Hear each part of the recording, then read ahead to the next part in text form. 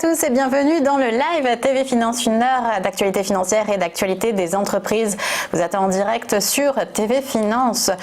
Nous sommes le vendredi 24 janvier. Voici ce qui vous attend dans l'émission. Et en tout début d'émission, on saura ce qu'est le Lean Management, méthode venant du Japon et plus précisément de la méthode de production de Toyota. Marie-Pia Ignace a créé Opera & Partners, le cabinet de conseil spécialisé dans l'instauration du Lean Management. Puis Antoine Quezada, trader, formateur et coach, viendra nous expliquer quelle stratégie adopter sur le CAC 40 ces prochains jours.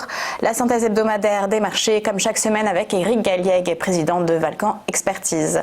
Enfin, quelques minutes à prendre en fin d'émission pour méditer grâce à son téléphone avec la start-up My Escapes. Les fondatrices, mère et fille, répondront à nos questions.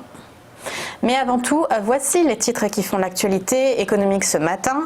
Sans surprise, hier à Francfort, la Banque Centrale Européenne a laissé sa politique monétaire inchangée à l'issue de la première réunion de l'année. Un statu quo largement anticipé par les marchés. L'institution monétaire a également confirmé le lancement de la revue stratégique susceptible d'ouvrir les prérogatives de la Banque Centrale. Dans son discours, Christine Lagarde n'a pas ouvert la porte à une remontée des taux. Pour rappel, les taux de refinancement de la BCE reste fixé à 0 et le taux de facilité de dépôt à moins 0,5%. L'inflation dans la zone euro, l'objectif de la BCE, est actuellement de 1,3%. Les banquiers centraux sont d'ailleurs au programme aujourd'hui à Davos. Malgré les gilets jaunes, malgré la longueur de la grève contre la réforme des retraites, Paris est la ville la plus attractive au monde pour les grandes fortunes. C'est ce qui ressort du classement annuel Barnes City Index.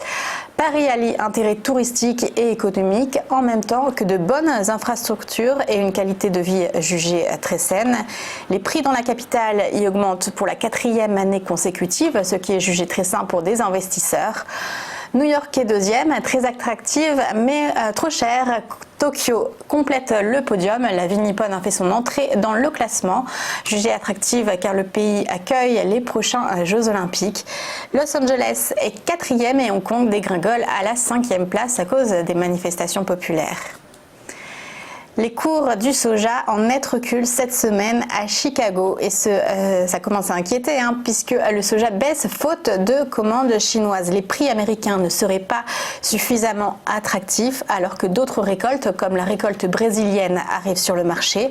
D'après les spécialistes, la Chine pourrait avoir du mal à remplir la condition fixée par l'accord commercial sino-américain d'acheter pour 36,5 milliards de produits américains agricoles sur l'année, d'autant plus que l'activité à court terme risque toujours de ralentir dans le pays avec le risque de la propagation du coronavirus qui a pour l'instant fait 25 morts.